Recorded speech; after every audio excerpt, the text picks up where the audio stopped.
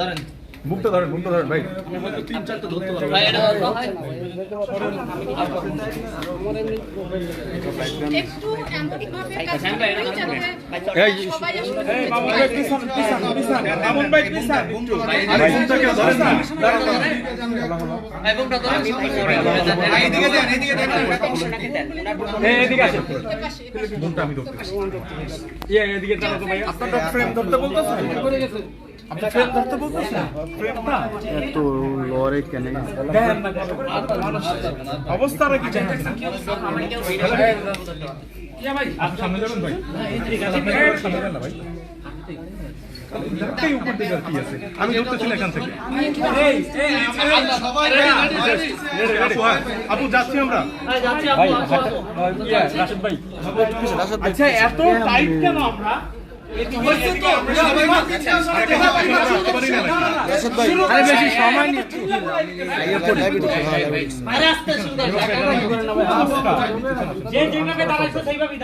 ওকে যাই আপু। আপু কেমন লাগছে? এটা একটু ধরেন তো ভাই। প্রশ্ন শুরু করেন। রেবত ভাই মিথুন ভাই আপনি কেমন লাগছে আজকে আমি লাইভ দিতেছি। খুবই ভালো লাগছে। ঢাকা ফ্যাশন উইকে ভাই আপনি আবার সরা দিচ্ছেন কেন? হোয়াইট জোর কথা বলছেন হোয়াইট জোর আপু আপনি শুরু করেন। আসলে কিন্তু প্রশ্ন করার পর একটু উত্তরটা নেওয়ার জন্য সময় দিতে হবে। সামনে কাট বললে কি করে উত্তর দেব? আচ্ছা কেমন লাগছে খুব ভালো লাগছে।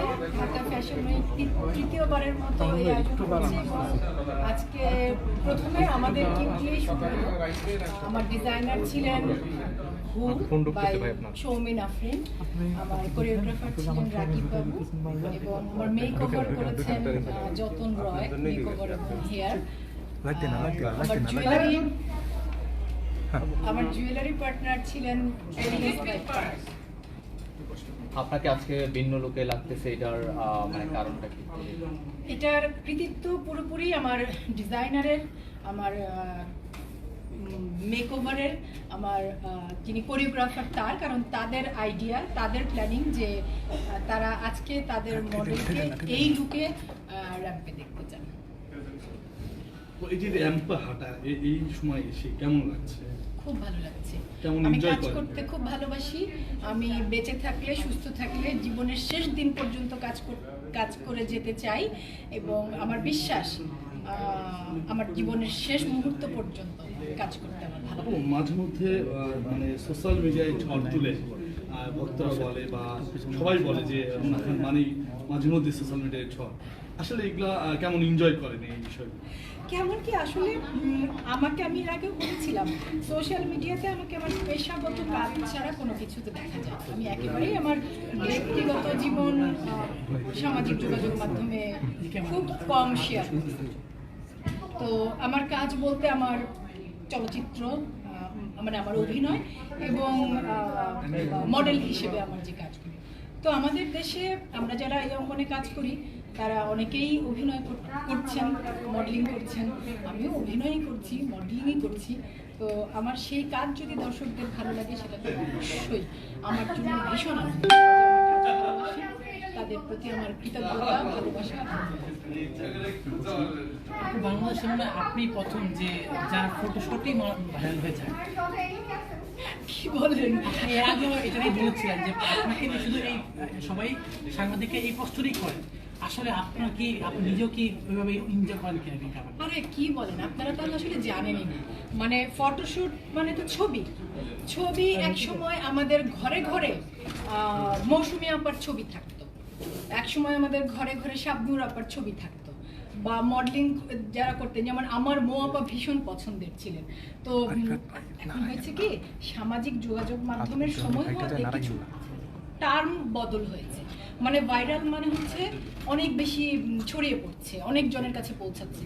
তো সেই অনেক জনের কাছে পৌঁছাচ্ছে, সবচেয়ে বেশি ভাইরাল তো ধরেন আমি 90-এর দশকে দেখেছি সালমান শাহ, মৌসুমীকে, তাদের সবার ছবি পকেটে পকেটে বয়ে বয়ে। তো মো আপু, নোবেল ভাইকে, তাদের নোবেল ভাইয়ের ছবি আমার নিজের টেবিলের সামনে ছিল। তো সৌমি আপু, তো ভাইরাল তো সেই মানে আগে থেকে, যার মনে মনে যার ভাবে। হ্যাঁ, তাদের সময় যেহেতু সামাজিক যোগাযোগ মাধ্যম ছিল না, ওই ঘরে ঘরে থাকতো, বয়ে বয়ে থাকতো, ব্যাগে ব্যাগে থাকতো। আমাদের এখন সামাজিক যোগাযোগ মাধ্যমের কারণে ওই ফেসবুকে প্রোফাইল, সেটাও কিন্তু আমি একা না, অনেকেই। জয়া আপার ছবি মানুষ ভীষণ পছন্দ করে, বাঁধনের ছবি মানুষ ভীষণ পছন্দ করে, আমাদের আরো অনেক মডেলরা আছে যাদের ছবি মানুষ ভীষণ পছন্দ করে। কয়েকদিন আগে আমি মোয়াপার একটা শুট দেখলাম, জাহিদ খান করেছে, আমার তো মাথা ঘুরে গেল যে এত সুন্দর একটা মানুষকে লাগতে পারে। আপু ছবির সৌন্দর্য আসলে কিভাবে নেন? ছবির সৌন্দর্য, যখন নিজের ছবিটা মোবাইলে দেখেন তখন আসলে কিভাবে নেন? সৌন্দর্যটা না ভাইয়া দৃষ্টিভঙ্গির ব্যাপার। আমার চোখে এই পৃথিবীর প্রতিটি প্রাণ সুন্দর, প্রতিটি প্রাণ, বিশ্বাস করেন, আমি একদম বিশ্বাস করে বলছি। আর মানুষের ক্ষেত্রে সৌন্দর্যটা আমি এভাবে বিচার করি, যে মানুষের চিন্তা ভাবনা কর্মে সততা আছে, সঠতাবিহীন যে মানুষ, সেই মানুষই আমার কাছে সুন্দর। আমার কাছে মানে সৌন্দর্য ওই রং, চেহারা, উচ্চতা এসব কোনো কিছুতে না, বিশ্বাস করেন, কোনো কালে ছিল না, এখনো না, কোনোদিন হবেও না। তো ওই যে আপনি যেটা বলছেন যে ছবির সৌন্দর্য, আমার ভীষণ সুন্দর লাগে। মানে যে কোনো বয়সের, যে কোনো মানুষের, যে কোনো সুন্দর কিছু আমার ভালো না, লাগে। একটু প্রশ্ন করতে, সেটা হচ্ছে যদি অ্যান্সার দেওয়ার মতো মনে হয় তাহলে অ্যান্সার দেবেন।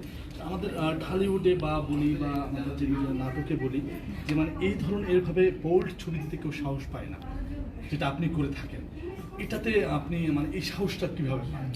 আচ্ছা, এটার উত্তর দেব।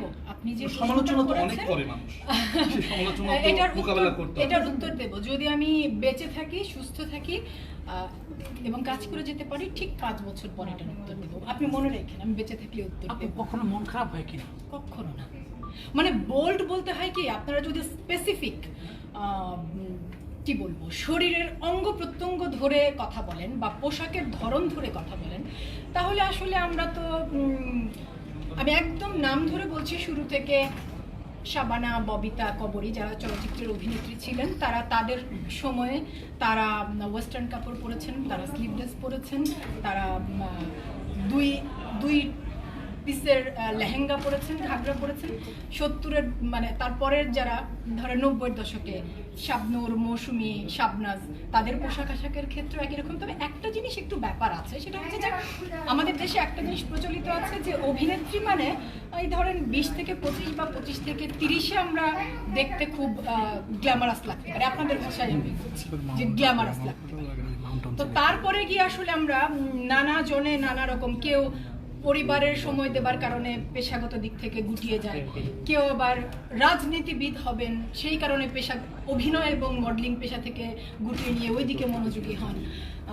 কিন্তু যারা আসলে অভিনয়টাই করতে চান, তাদের যেমন আমি বারবারই বলবো জয়া আপার কথা।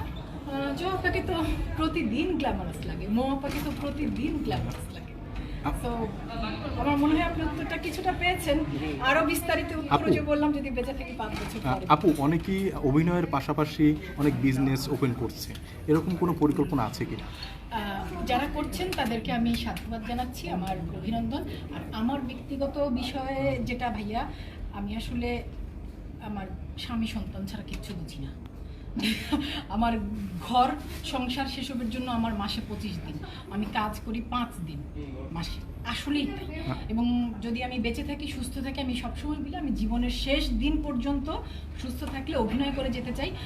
আমি শুধু একজন ভালো অভিনেতা হতে চাই, আমৃত্যু। এছাড়া আমি ব্যবসায়ী, রাজনীতিবিদ, অন্য কোনো পেশা, কোনো কিছু নিয়ে আমার কোনো ভাবনা এখন পর্যন্ত নেই। যদি কখনো হয় আমি জানি। সুন্দর জিনিসের দিকে সবার একটু নেওয়া থাকে, সেক্ষেত্রে মানে এই সময় এসে প্রেমের প্রস্তাব পান কিনা?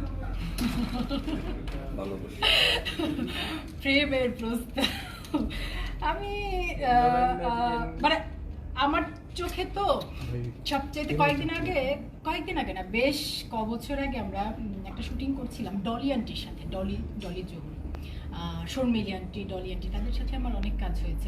কোনো একদিন কথা প্রসঙ্গে বলছিলেন যে মানে আপনি বললেন বয়স, আমি যখন আমার শেষ কাজটা করেছি ধারাবাহিকটা ফ্যামিলি ক্রাইসিস, ওটাতে আমার সহশিল্পী ছিলেন শর্মিলি আন্টি।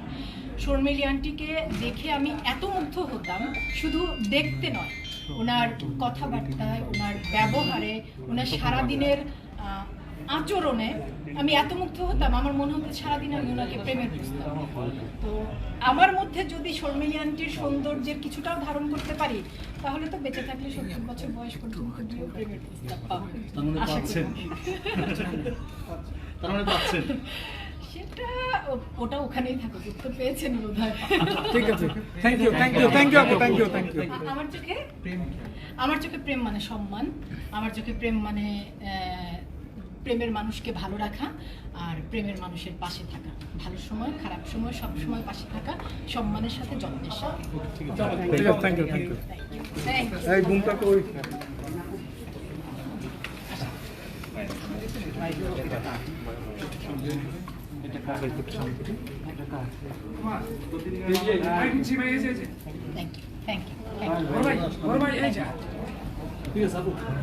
Thank you, ভাইয়া পেয়েছেন সবাই। ভালো থাকেন। আর হয়েছে, দিয়েছি।